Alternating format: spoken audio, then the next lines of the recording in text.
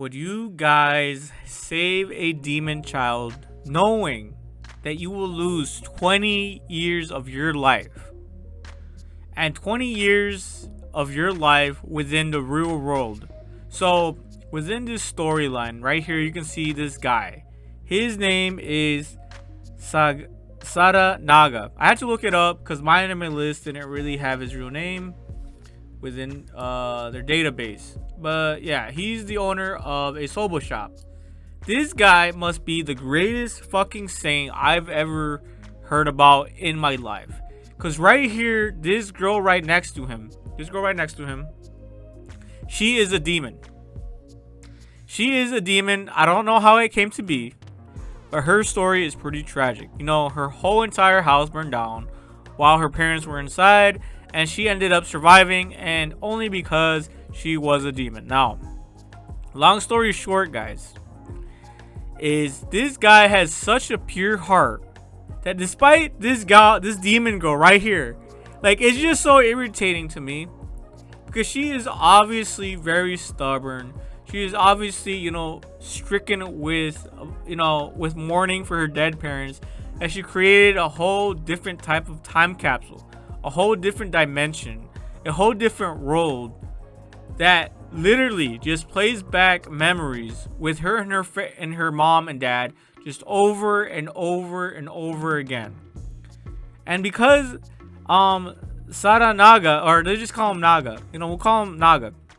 And because Naga, his house and his room were specifically built on top of her burnt down house, he was able to teleport into her dimension. And within this dimension, guys, he didn't know that time was moving so fast. He didn't know, but the girl did. This is why this is so frustrating, but at the same time, it's kind of understandable. You can't just learn to love some stranger that you just met. But to be fair, she's a stranger as well. But it's already been 200 years for the demon since her family died. So get this, guys, she's 200 years old despite looking like a kid. Yeah, way to go, Japan. But this man didn't care, or he probably didn't even know she was over 200 years old. And let's say he did. She's already had 200 years of mourning as a demon. But remember, guys, demons are not the same as humans. They don't have the same emotional capacity. So here he proposes to her, hey, look, if I get you to actually see me as your father, or even just an like he's adopting her, you promise to leave this dimensional world and come live with me. So she says, she obviously takes the bet, or she doesn't realize that she's taking a bet, because this guy literally spent 20 years, guys, in this dimension, which equals 1 month in the real world. So he takes her under his wing for 20 years. They have memories together within this dimension. He's over here, cracking jokes about making soba for her, making food for her, just trying over and over and over again, just trying to give her some sentiment of peace, of real interactions, not these, rewinds like a broken record of her old family, her mom and dad that already died in a fire. Now I get it. It's hard to go through a family death. I get it. You have to mourn. But 20 years? This is how broken a demon is. If you're, I don't know about you guys. But demons are not easy to get along with. And if it was me, I would have ran, bro. Because you could already tell, bro. It took her 20 years of stubbornness on top of 200 years of her mourning to finally be like, you know what? This guy is actually pretty cool. I know that time is like super sped up in my dimensional world. Because if she wasn't so stubborn and actually went to the real world with him way sooner than this, he wouldn't have aged so dramatically within the real world. 20 years, guys. So let's say he looks pretty young. So let's say he's 30. Right after all of this, 1 month passes in the real world, but 20 years pass in her dimensional world. So once they return to the real world, he's already 50 years old. This man is nothing short of a saint. He locked in on saving this demon child. He locked in, guys. And I gotta say, man, I would never do it.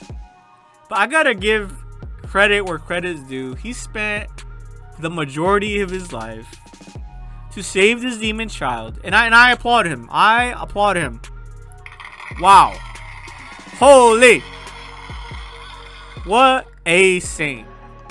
And here's the twist, guys. I didn't see this coming. Honestly, I didn't see this coming. You know, I really didn't see any of this plot twist. So over here, you can see this is him now. 50 years old. But now, him and his demon child are now happily, I can tell they're happily living together as father and daughter, even though if she is adopted. An adopted demon child. Can you believe that? That's crazy. And so, they are happily running the soba shop together. And this guy right here broke it all down. He figured it all out. Like Detective Conan. You know, you would have to really be a Detective Conan. And you really would have to know about how nobility within the samurai family works to even figure this out. So I wasn't even feeling bad that I couldn't figure it out. You know, I wasn't really feeling bad at all. Because I was like, I would never have known. So his name is Jinta. So Jinta figures out, you know, that this was the guy he was looking for.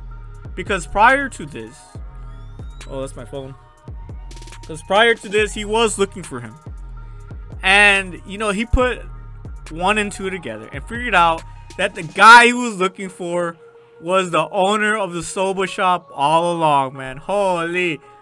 This was one of the greatest plot twists I have seen this season in anime. Really, such a great anime. If you guys haven't seen this anime yet, it is called, let's see here, Sword of the Demon Hunter. I'm going to give you guys a quick recap. Just read through this really fast, and we'll take it from there. Alright, so after Jinta and Suzune ran away from their homes as children, they were taken in by Matsuharu, the virtual centennial and Kuro of the Kadano village, and his daughter, Shirayuki. Okay, so the settlement was ruled by its shrine maiden, Isukahime, whom only a select few were allowed to interact with. When Isukahime passed away, Shirayuki was appointed in her place.